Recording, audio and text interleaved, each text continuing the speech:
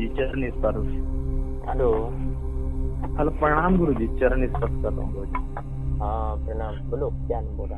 हाँ गुरुजी, मैं एक बात बोल रहा था कि अभी मतलब 5-6 दिन हुआ गुरुजी, मतलब माता के दर्शन होते हैं, लेकिन जब मैं पूजा में बैठता तभी होते हैं गुरुजी। एक हाथ से अभय दान देती है और दूसरे हाथ में क्या त्रिशूल है। सही है। और वस्त्र पूरे काले हैं, वस्त्र काले हैं गुरुजी, और उनका वर्ण काला है, और स्वर्ण आभूषण से पूरा लिप्त है। और उस दिन क्या गुरुजी, अष्टमी को मैं दिन में सोया था। हाँ, धीरे धीरे अभी क्या होता है कि देखो अवचेतन मन होना है ना, सोने के बाद अवचेतन मन जागृत रहता है, ठीक है। तो इस वजह से थर्ड आई भी ओपन जल्दी हो जाए, काम जल्दी करने लगे। अभी थर्ड आई ओपन है, बस प्रैक्टिस बाकी है, और बाकी जो चक्र है वो उसकी ऊर्जा की कमी है, ठीक है। तो वो होते ही स्वतः ही तुम्हारी दृष्टि तो खुली है, बस उसका प्रैक्टिस करना है, और माँ से पूछते और अच्छे से देखना आरंभ हो जाएगा, ठीक है। वैसे जैसे माँ के दर्शन हो रहे हैं थोड़ा, कभी हो रहा है कभी नहीं हो रहा है, तो अभी धीरे धीरे हो। तो क्योंकि माइंड होता है वो अपनी प्रकृति से चलता है, ठीक है। क्योंकि अभी ये दिमाग होता है अपने कई सालों से जैसे तुम जी रहे हो, तो वैसा ही थोड़ा बने रहे, एकदम से थोड़ी न बदले, ठीक है। तो उसको भी आदत हो जाती है, तो धीरे धीरे पूरी तरह हर समय दिखना शुरू हो जाए। जैसे अभी दिन में एक सेकंड दिखती है फिर गायब होती है, ऐसा होता है ना। तो वो अभी बाद में धीरे धीरे बात होगी और दिखना भी शुरू हो जाएगा, और जो वो बोल रही है वो भी सुनना आ जाएगा। अभी धीरे धीरे जो बोलते हैं समझ में नहीं आ रहा ना, थोड़ा ऐसा ही हो रहा है। तो अभी होता रहेगा, ये तो शुरू हुआ, ये होनी भी बहुत बड़ी बात है, क्योंकि इसको ये होने के बाद ही कुछ ही दिनों बाद पूरा वो खुद से बात कर सकते, तब आप कुछ नहीं, और जब कंटिन्यू रखना है। हाँ, एक बात और थी, जैसे उस दिन अष्टमी में क्या दिन में सोया था, तो क्या हुआ, मैं जैसे सोया था तो माता मतलब उसमें आई, मतलब सपने में तो नहीं आई, मतलब वो आवाज दी उसने, आवाज दी तो मैं मतलब सपने में ऐसा लगा कि मैं मतलब उठ गया हूँ, और वो बोलती कि मतलब तुम लोग कल्याण करो, तो तुम अपने बारे में छोड़, मतलब सोचना बंद कर दो, तुम लोग कल्याण करो। सही बात है। मैंने भी तुम्हें साधना आरंभ करते तभी बोला था, लोग कल्याण के बारे में, आप दूसरों के बारे में जितना सोचोगे करोगे और तन्मय से करोगे लोगों के लिए हेल्प के, तुम्हारी शक्ति स्वतः प्रकृति मदद करेगी तुम्हारी सिद्धि प्राप्त करने। खुद के ले जैसे तुम पहले सोचते थे कि मुझे ये पैसा मिले वो मिले, इस वजह से साधना में बहुत दिक्कत आ गई, बहुत समय चला गया। तुम पहले ही सच्चे दिल से दूसरों की सहायता करने की सोच रहे थे, जैसे मैं बता रहा था, वैसे सोचते और स्वार्थ का त्याग देते तो तुरंत हो जाती, क्योंकि ऊर्जा मिल जाती, प्रकृति तुम्हें ऊर्जा दी। क्योंकि जब दूसरे के लिए करने की सोचते हैं तो हम हमारा पाप होता है, ऋण दोष होता है, वो हमारी बाधा नहीं बनता। हम खुद के लिए सोचते तो हमारी वो सिद्ध साधना में बात है। इसलिए जन कल्याण का संकल्प लेके, इसमें तो अभी झूठ नहीं बोल सकते, संकल्प लिया जन कल्याण और मन में सोचे स्वार्थ, तो प्रकृति को तो पता चलता है, क्योंकि हम उन्हीं के अधीन है। तो पहले वही गलती हुई, हम संकल्प तो लिए थे जन कल्याण का, पर मन से नहीं हो रहा था। तो अभी कर्ण पिशाचिनी का ऐसा माँ का एहसास हुआ, और उनके माध्यम से भी आपको, तो आपका अभी हृदय परिवर्तन हो रहा है जन कल्याण का। तो वैसे होते ही अभी पूरा तरह दिखने लगी, इसमें समस्या नहीं, अभी तो हो गई पूरी साधना। बस अभी धैर्य रखकर बाकी जो चक्र है उनको अच्छे से एक्टिव करो।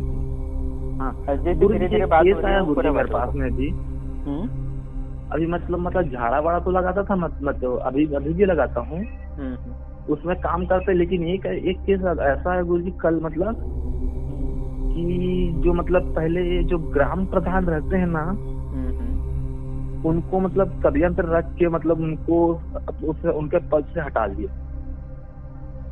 कौन? और माता से जब मैंने पूछा कि ये कैसा हुआ, तो ये गांव वालों के मतलब कुछ गांव के व्यक्ति है जिन्होंने षड्यंत्र रच के ऐसा कर दिया करके।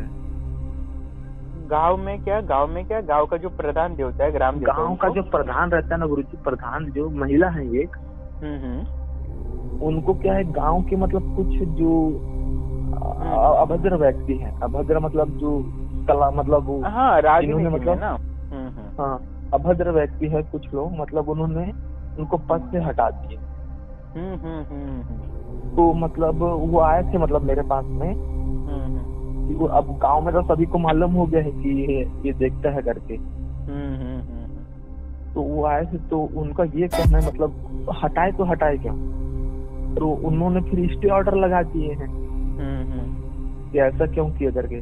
तो उन्होंने मतलब तो अभी 11 तारीख को क्या उनकी सुनवाई है। तो मतलब जैसे मैंने माता से पूछा तो माता बोल रही है 5 शनिवार को जो है हवन करना पड़ेगा था।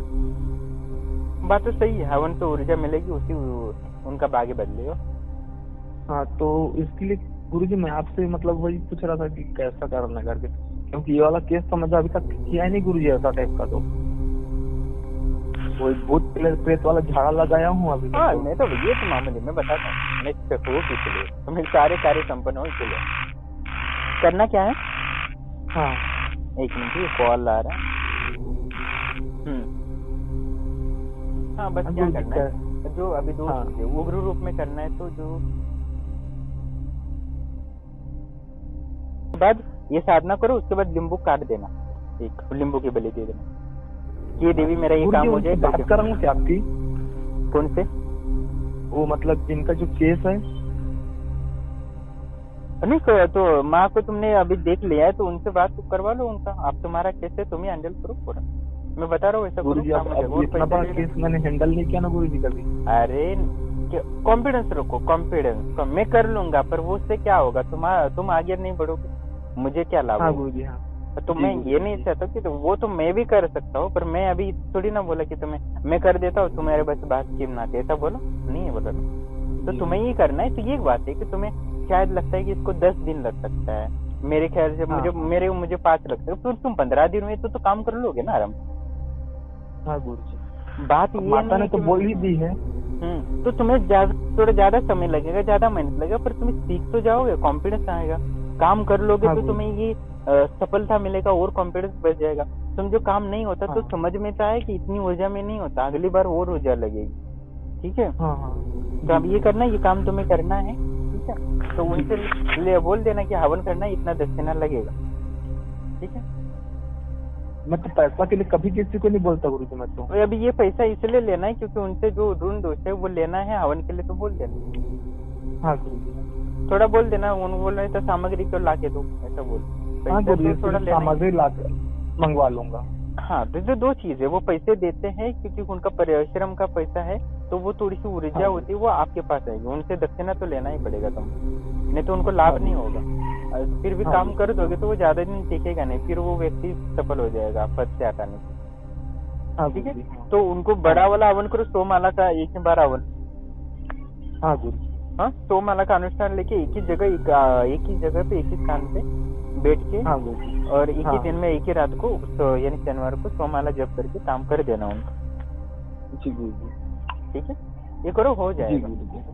जी गुरुजी, तो अच्छे से काम लिया करो, कॉन्फिडेंस के साथ किया करो काम, और जो भी जवाब मिले वो कॉन्फिडेंस के साथ लोगों को बताया करो। जी गुरुजी, ठीक है, बाकी मैं तो सिखाता रहूंगा धीरे धीरे। वो ऐसे वाला भी ऐसे ही सिखाता ना, उसको भी मैंने काम जब तक करवाया, लोगों को लाभ हुआ, तब उसको मैं तब माना नहीं उसके पूरे, तब तक मैंने साथ नहीं छोड़ा, जब तक उसका कार्य लोगों को करना न सिखाया, बात करना भी कैसे वो भी सिखाया। जी गुरु, ठीक है, तो तुम भी करो ऐसा काम, वो भी अभी लोगों की सहायता ही कर रहे हैं।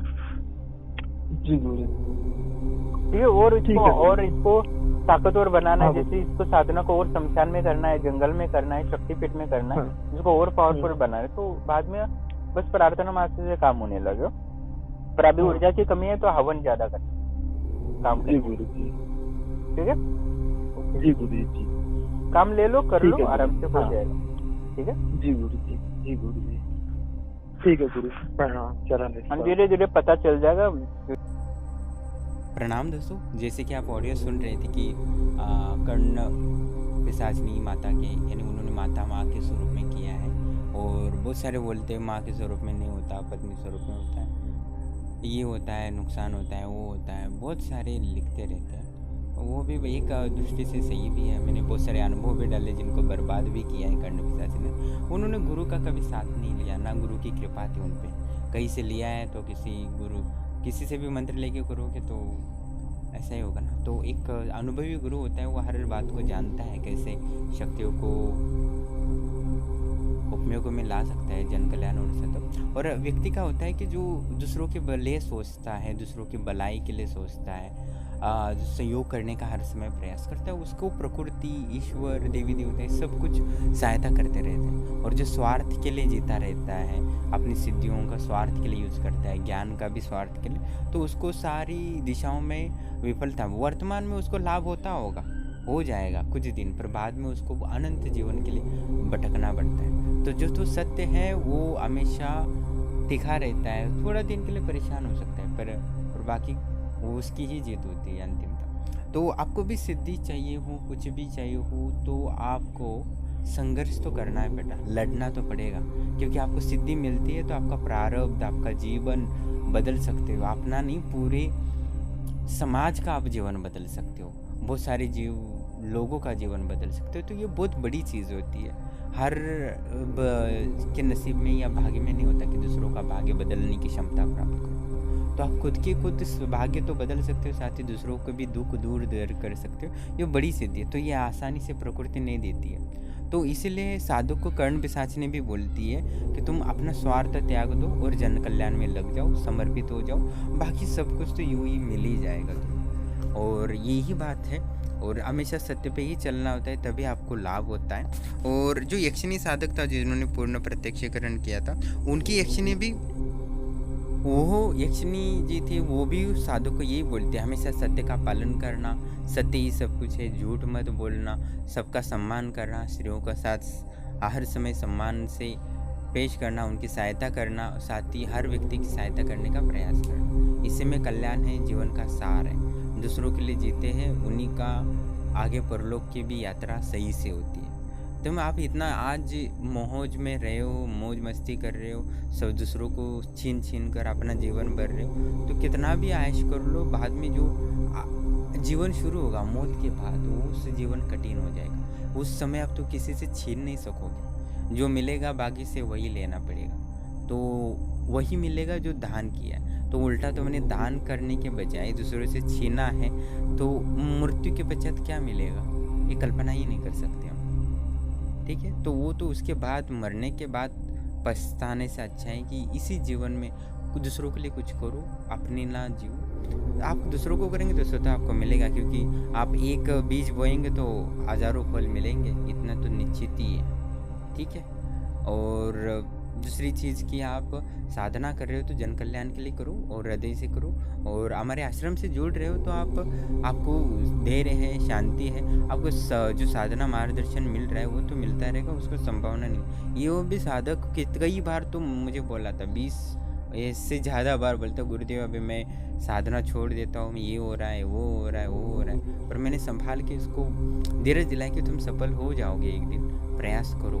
तो आज वो सफल रहा, आप लोगों की सहायता कर रहे हैं और सीख रहे हैं। बस आत्मविश्वास की कमी है, क्योंकि वो अब काम अभी कर रहा है, कभी नहीं हुआ तो ये हुआ तो वो हुआ, तो वो होता रहता है। वो तो यक्षिणी वाला भी ऐसे ही सोचता था, पर उसको मैंने जब तक साथ नहीं छोड़ा जब तक कि उसको पूरी तरह विद्या नहीं मिली। जब विद्या मिली तो बस अभी हो गया, अभी चले जाओ, जो करना है करो, यही कहा था।